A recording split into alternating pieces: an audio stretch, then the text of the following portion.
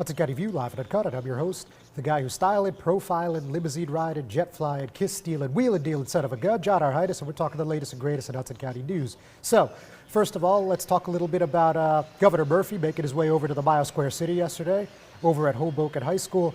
Phil Murphy talked about lowering the voting age to 16 years old, making 16 and 17-year-olds eligible to vote in school board races statewide. So, a little bit about that and where that bill stands in the legislature. And I also had a chance to talk to him about a couple other topics, mainly being CarePoint Health and the Center Pompidou in Jersey City. So I think you guys, fellow Jersey City residents, will be interested in hearing about that. So beyond that, we're also going to talk a little bit about the Soaring Heights Charter School. They got that National Blue Ribbon honor, so of course we want to acknowledge that. Also going to talk about the latest open house of the New Jersey Department of Environmental Protection. Of course, that's regarding Liberty State Park. That was on Saturday. Some exciting news there about some new funding from the federal government. We're also going to talk, still Jersey City, about the ward maps. I mean, you remember this lawsuit was filed over 2 years ago. Well, looks like the Supreme Court is going to hear this after all, so we're going to chat about that. And also today, of course, we have a guest, and I'm joined with Ward E Councilman James Solomon, who's of course also running for mayor. So all that and a whole lot more right after this word from our sponsors.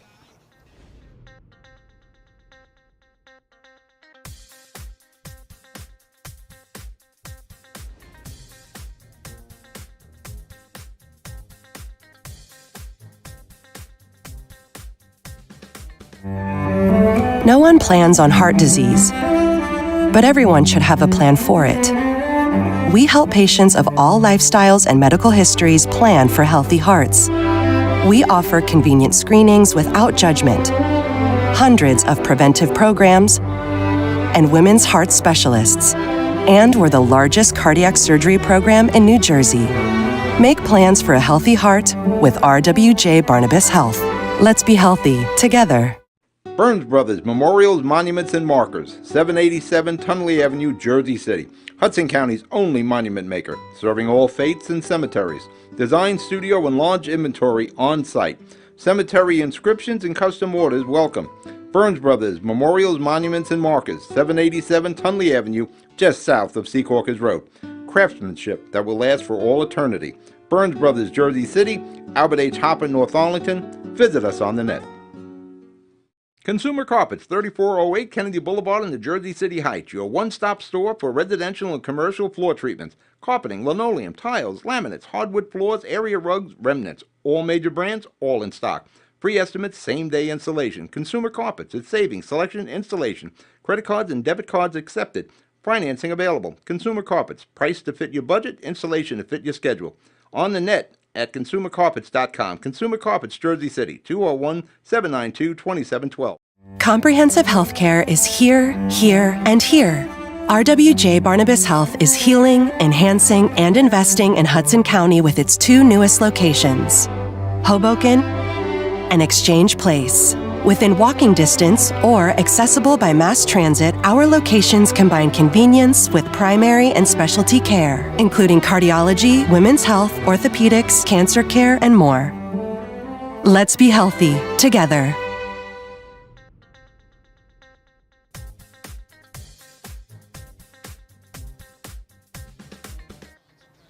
Hudson County View live and uncut. So let's talk a little bit about the governor. So basically, he's pushing this bill that is being sponsored by State Senators Roger McCurgy and Brian Stack, of course, part of the Hudson County delegation. And on the Assembly side, the main sponsors are Assemblywoman Jessica Ramirez and Assemblywoman Cleopatra Tucker. And this is, again, to allow students throughout the state that are 16 and 17-year-olds to be allowed to vote in their local school board races. This is something that was already approved via referendum in Newark, and in the upcoming April election in 25, that will be the first opportunity for these high school kids to have an opportunity to vote. And, this is an effort, again, to make this not just in Newark, but across the entire state of New Jersey. So let me tell you an excerpt of something he said. So 16 and 17-year-olds voting in school board elections, and we would be the first American state to do that, and I think that's a huge potential badge and honor. I suspect you all agree with me. He said to applause. He talked with a government and politics AP class at Hoboken High School, and a few of them then came out to listen to him talk to the press for a few minutes.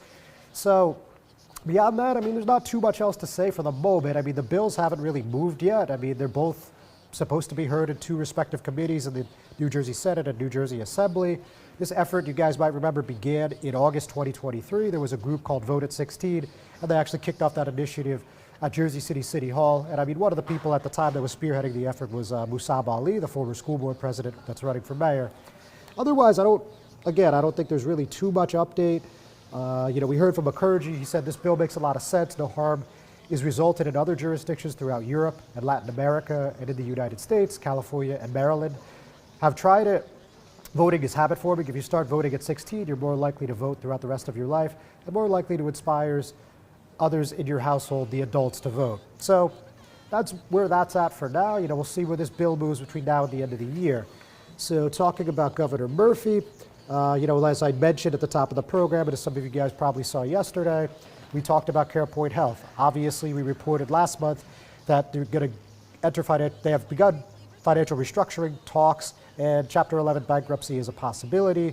The employees, 2,602 to be precise, that's across Bayonne Medical Center, Hoboken University Medical Center, and Christ Hospital in Jersey City, have all gotten warn notices, which means they could be laid off in 90 days. And we've heard that Inshore Health and Hudson Regional Hospital might have a piece of the pie, so to speak. But talking to the governor, it didn't sound like any specifics were set in stone just yet. So what he said after I asked him about it, he said, this is something we're taking very seriously. I would almost venture to say that we're monitoring this on a minute-to-minute, certainly an hour-to-hour basis. The last thing we can afford, particularly in what is, I believe, is the most densely populated county in America, the last thing we can afford is a healthcare desert. We're committed to make sure that won't happen here. And he was clear that he really didn't have any specifics to share, but obviously clear that it was a priority. Other than that, I think we're just kind of waiting and watching, right? I mean, we heard about Jersey City Mayor Stephen Fulop and Hoboken Mayor Ravi Bala appointing themselves to that volunteer CarePoint board.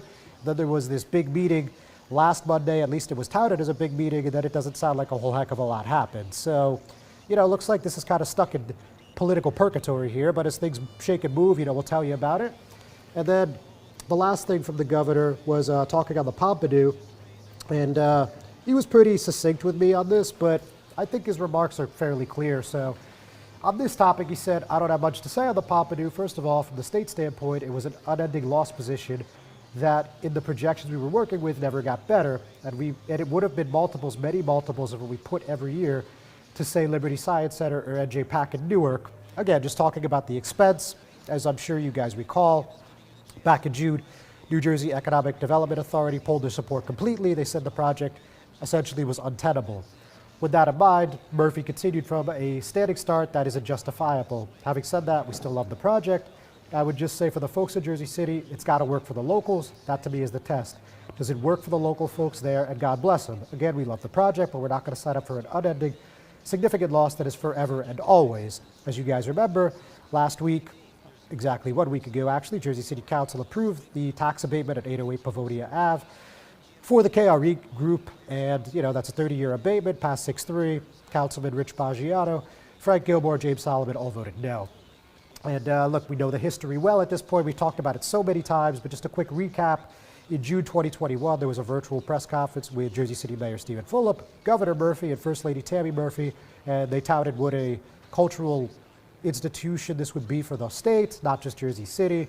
And there wasn't a whole heck of a lot of movement between then and now. The only notable thing that I can recall, well, two actually, $24 million allocation from the state budget in 21, and also the council approved a preliminary memorandum of understanding. Obviously, that didn't end up meaning a whole heck of a lot in the scheme of things.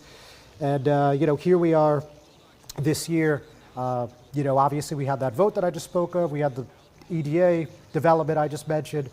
And, out of nowhere, a month ago, Fulop gave an editorial to the Hudson County View, and the ball got rolling, and I guess that's where we're at right now. So, Murphy didn't touch on the accusations made by Fulop. Of course, he said that this project got tanked because he supported Andy Kim for U.S. Senate instead of Tammy Murphy. And he also didn't comment on the new location or the abatement or really any other specific aspects of the plan. So with that, folks, don't go anywhere. We're going to be right back, and I'm going to be sitting down with Jersey City Ward E Councilman James Solomon, a candidate for mayor.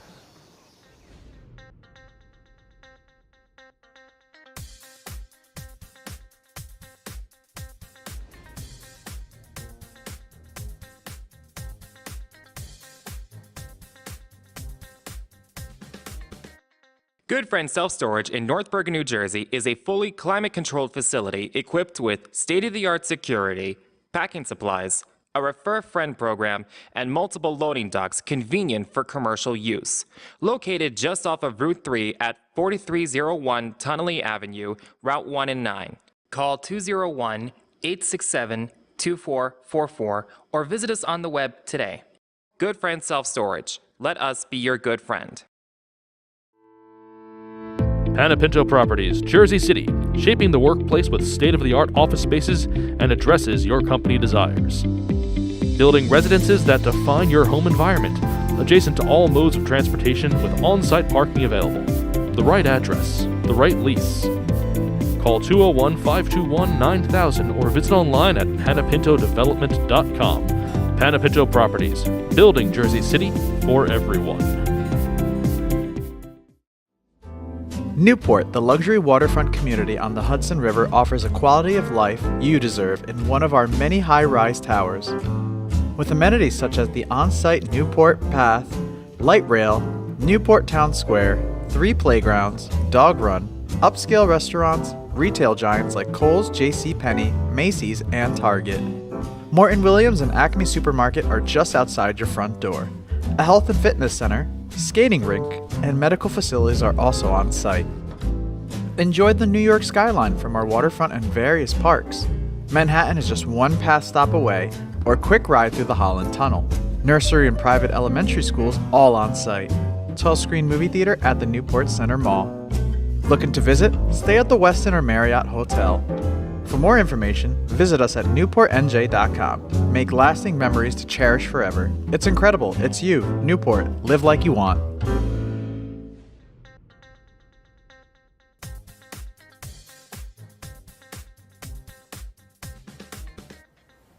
Hudson County View live and uncut. John R. Heinis, as I mentioned a few moments ago. Today my guest is Jersey City Ward E Councilman James Solomon, a candidate for mayor. Councilman, thanks for coming in. John, thanks for having me. Always a pleasure.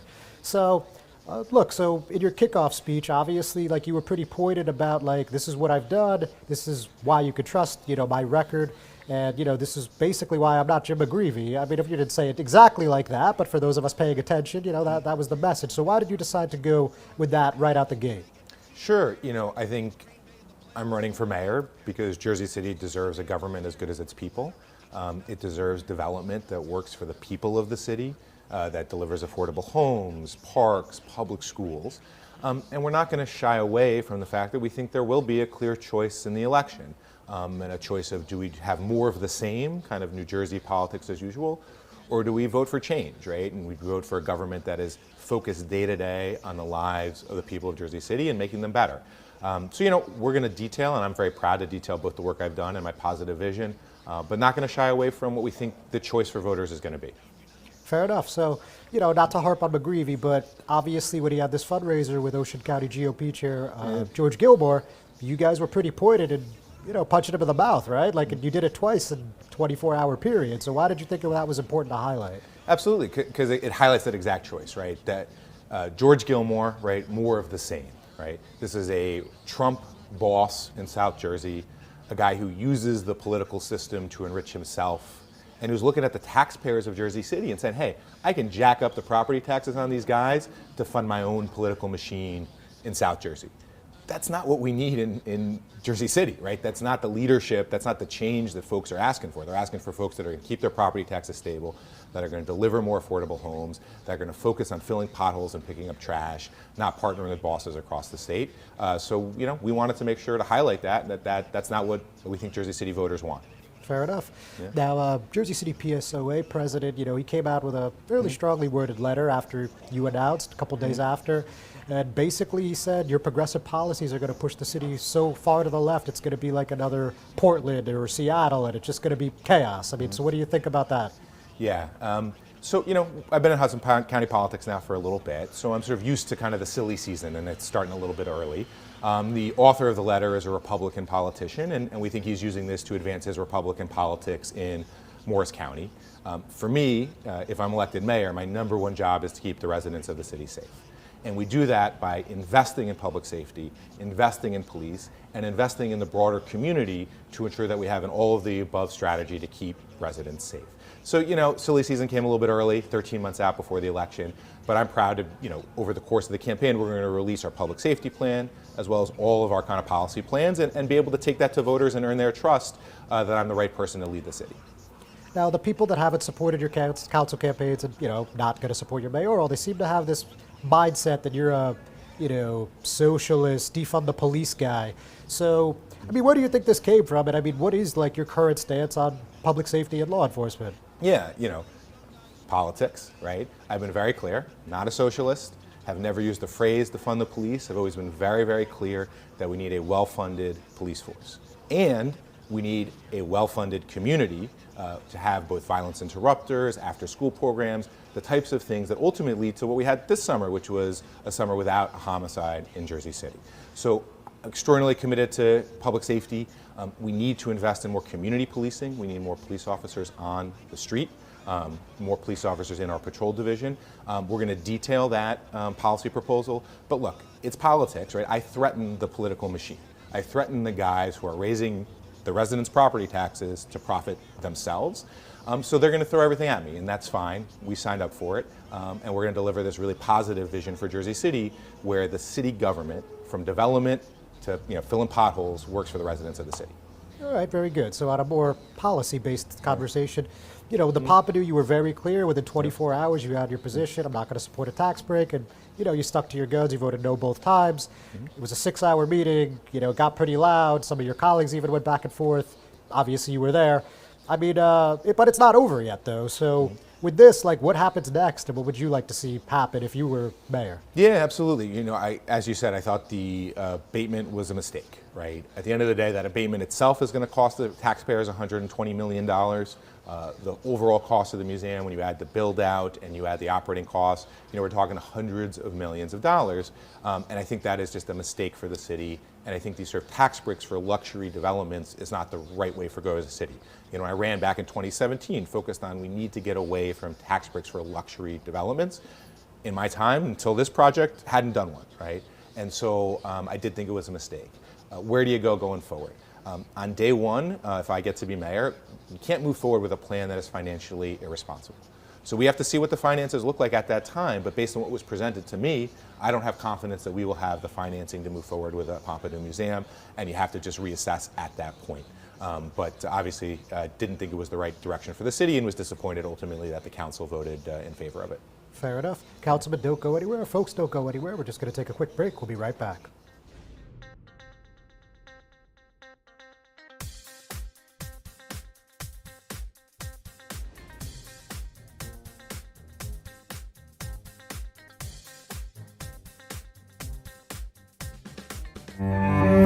No one plans on heart disease, but everyone should have a plan for it. We help patients of all lifestyles and medical histories plan for healthy hearts. We offer convenient screenings without judgment, hundreds of preventive programs, and women's heart specialists. And we're the largest cardiac surgery program in New Jersey. Make plans for a healthy heart with RWJ Barnabas Health. Let's be healthy together. Burns Brothers Memorials, Monuments, and Markers, 787 Tunley Avenue, Jersey City. Hudson County's only monument maker, serving all faiths and cemeteries. Design, studio, and launch inventory on site. Cemetery inscriptions and custom orders welcome. Burns Brothers Memorials, Monuments, and Markers, 787 Tunley Avenue, just south of Secaucus Road. Craftsmanship that will last for all eternity. Burns Brothers, Jersey City, Albert H. Hopper, North Arlington. Visit us on the net. Consumer Carpets, 3408 Kennedy Boulevard in the Jersey City Heights, your one-stop store for residential and commercial floor treatments, carpeting, linoleum, tiles, laminates, hardwood floors, area rugs, remnants, all major brands, all in stock. Free estimates, same-day installation. Consumer Carpets, it's savings, selection, installation. Credit cards and debit cards accepted. Financing available. Consumer Carpets, price to fit your budget, installation to fit your schedule. On the net at consumercarpets.com. Consumer Carpets, Jersey City, 201-792-2712.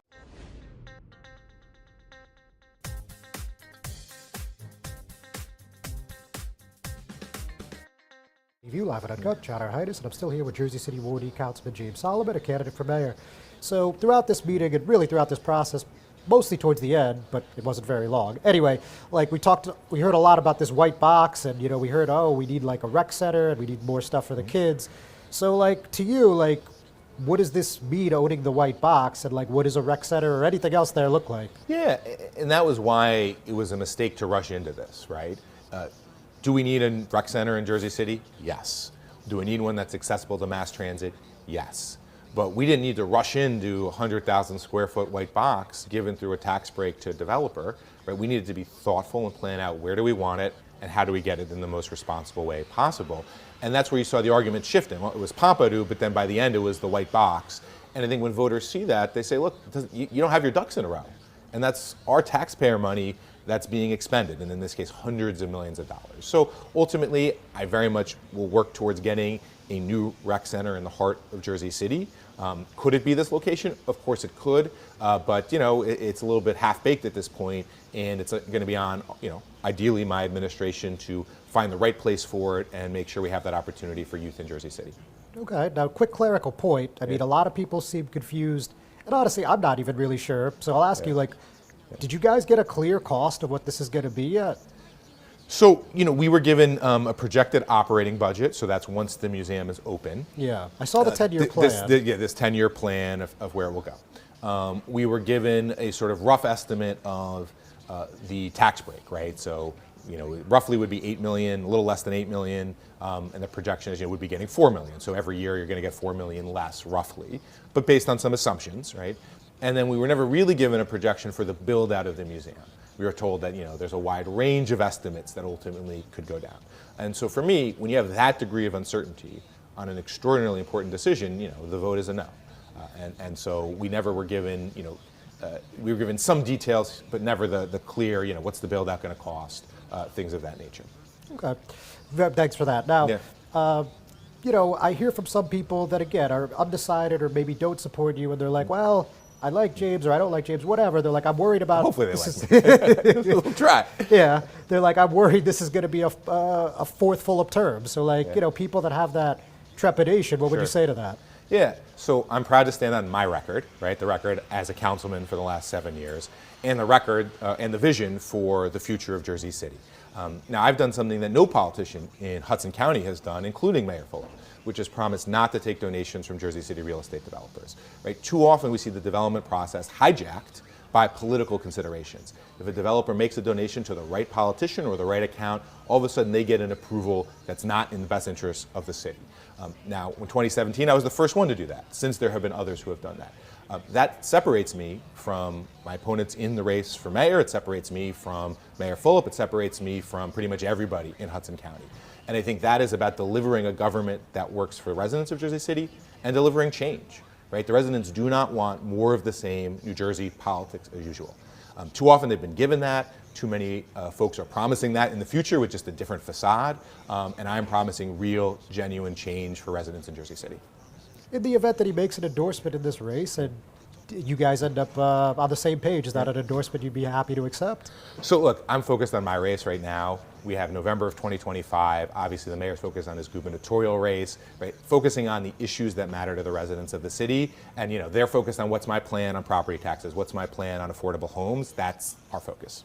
Fair enough. Yeah. Now, CarePoint Health, obviously it's important in Jersey City, Christ Hospital. I drive by almost daily, and a lot of jobs at stake. And of course, nobody wants a hospital to close. So, I mean, a lot of things are up in the air, right? But what could you commit to, or what could you tell us today about that? Like, if, once we get to 25 and beyond. Yeah, absolutely. I was appreciative of Governor Murphy's remarks yesterday about the importance of keeping Christ Hospital, the importance of the access to health care and the underserved communities that CarePoint serves.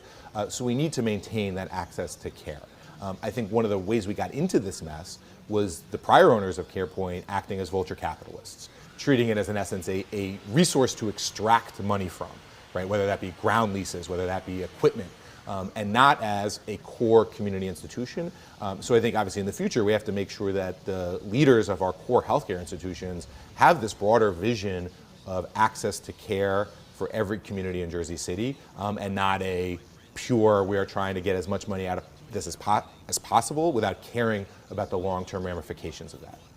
All right, and then just only got a minute or so. So anything like you're working on in Ward E or anything you want to talk about your campaign just on the way out here? Sure. So a couple things we're really proud of. Councilman Gilmore and I just announced a new ordinance to create a local preference for Jersey City residents in affordable homes in Jersey City.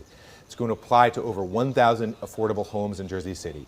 Previously, there was a basically preference for anybody in the region, so we could go for Bergen County, Passaic, and Newark.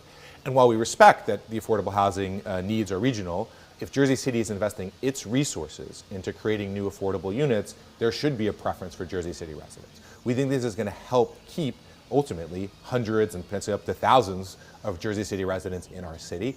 That's the government people want. Right? They want a government that is focused on their needs and their lives. So Councilman Gilmore and I are partnering on this piece of legislation. It'll be up for final vote at our next council meeting, I think our second council meeting in October. And that's the type of work that I want to basically continue as councilman and then do as mayor. Councilman, thank you so much. Thank you, John. I appreciate it. Good luck. We'll talk to you soon. Ladies and gentlemen, thanks for tuning in. We're not done yet. We'll be right back.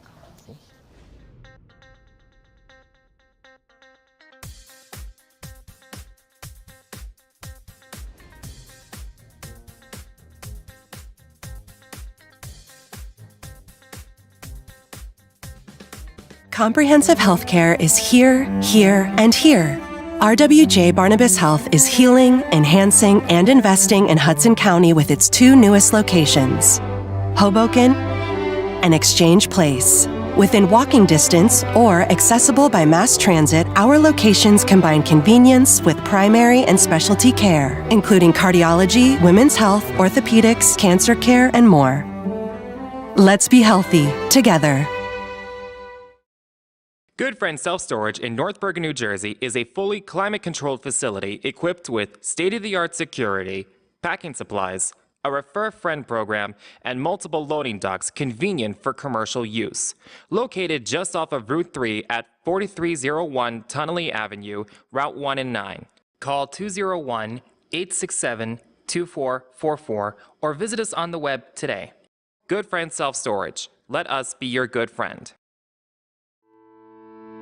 Panapinto Properties, Jersey City, shaping the workplace with state-of-the-art office spaces and addresses your company desires. Building residences that define your home environment, adjacent to all modes of transportation with on-site parking available.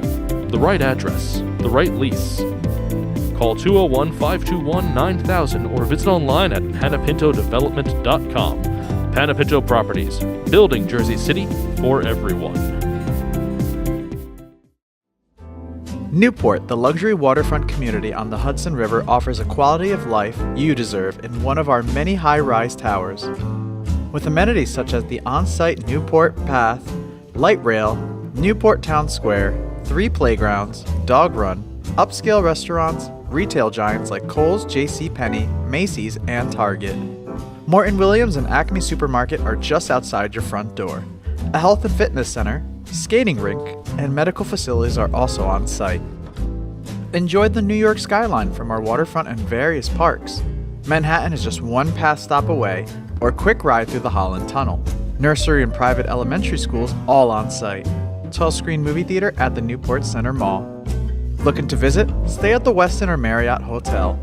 For more information, visit us at newportnj.com. Make lasting memories to cherish forever. It's incredible. It's you, Newport. Live like you want.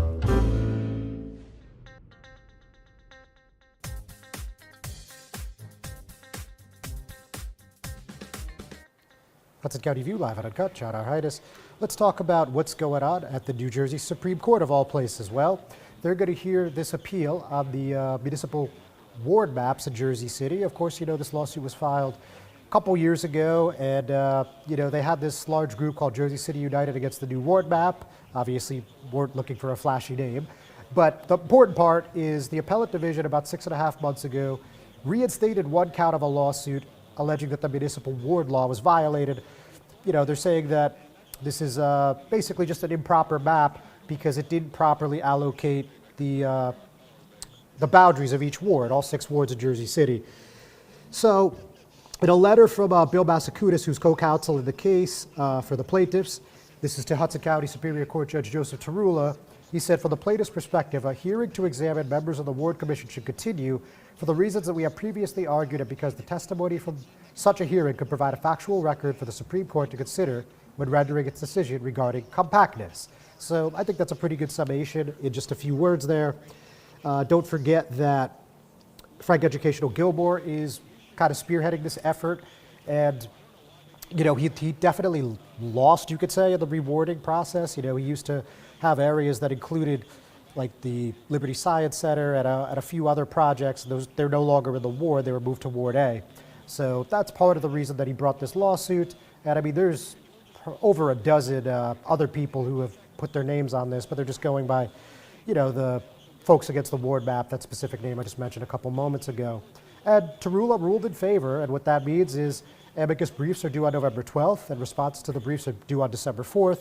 So we should get a ruling on this by the end of the year. What does that mean?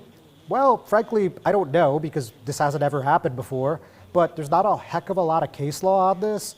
And given that we're already well into the next election cycle, I would be surprised if something significant or dramatic happened. But again, we're in uncharted waters, so we're just going to keep our eyes peeled, and when we know something, we will let you know. Now, a couple more things on Jersey City here. Now, lost in the Pompidou debate is the council actually voted to unanimously dissolve the Municipal Construction Board of Appeals at that meeting last week. This happened within the first hour of the meeting or so. You heard a few people speak out. Of course, there's a lot of disdain among the construction worker community, the labor community, against Sunny Kumar. He was the former chair of the board. And we heard from Chris Capers. He's a member of Luna Local 3. He's been pretty outspoken on this project. And he said, this isn't just about one bad contractor or one bad project these days. Development in Jersey City relies on worker exploitation. So while serving as the chair of the Construction Board of Appeals, Sunny Kumar allowed workers to be underpaid, overworked, exposed to dangerous conditions on his job sites. So that gives you a little insight into what exactly we're talking about here. Now, this was actually a year and a half in the making. The first reading on this passed in 23. Let me see what month that was there. I believe that was March of 23, but then we never heard about it again until the council put this up in August of this year. So kind of unusual, but that's where we ended up on this one. And interestingly, Kumar came to the meeting and he actually just gave maybe a 20-second speech, if that. And he said, as I said last time, I'm paraphrasing, I want you to get rid of the board. So that's what they did. And now, instead of going to the Jersey City Municipal Construction Board of Appeals, you're going to go to the county. So something to keep in mind going forward. And then, of course, Liberty State Park, as I mentioned. Just quickly about that $7.3 million coming from the federal government. Basically, we heard from Sean LaTourette. Of course, he's the DEP commissioner, and he said, thanks to Congressman Rob Menendez's efforts in Washington, we've secured an additional $7.3 million for the work here. It's an award from the National Oceanic and Atmospheric Administration. Of course, most call it the NOAA, from what's called the Biden-Harris administration's Climate Resilience Challenge. So obviously, there's no such thing as a bad grant, right? So, a lot of people were in attendance were happy about that. And Menendez was there as well, and he said, briefly, we're working to bring federal funds back for some of the resiliency components of it, which is obviously a priority of the Biden-Harris administration, working with the state in any way we can to bring those dollars to the project. So, certainly good news if you're a fan of this revitalization project. Of note, nobody from the Paul Fireman camp attended this meeting. That was on Saturday. And on Hoboken for a second, there's this interesting case, the Hoboken Municipal Employees Association suing the city. They're alleging that their collective bargaining agreement was violated over the terms of a rehire given to an employee December 2020. You remember, for those of you that are really following closely, just before the pandemic, Hoboken started talking about layoffs in 2020. They gave out, that was 76 layoff notices, if I'm not mistaken, and, 79. And it ended up being 26, and one of those people was a woman by the name of Anne Marie Sacco, worked for the city for 17 years. She was a keyboarding clerk, and she got laid off, and they brought her back, and essentially they didn't want to give her any benefits. An arbitrator decided that the ruling was improper, but they said that her salary could stay the same, and she didn't get any, paid sick leave, and a couple other finer points there. So an interesting lawsuit that has already gone before the New Jersey Civil Service Commission. So interested to see how that ends up. Extremely quickly, Soaring Heights Charter School in Jersey City recognized for the Blue Ribbon Honor. Only 11 schools in the state of New Jersey received this designation, and this was one of them. And there was a short press conference that had Mayor Fulop, Commissioner O'Day, Council President Waterman, Councilwoman Ridley, and Assemblywoman Barbara McCann-Stamato, to name a few. So congratulations to them. With that, ladies and gentlemen, we're going to call it a week. We'll see you next time.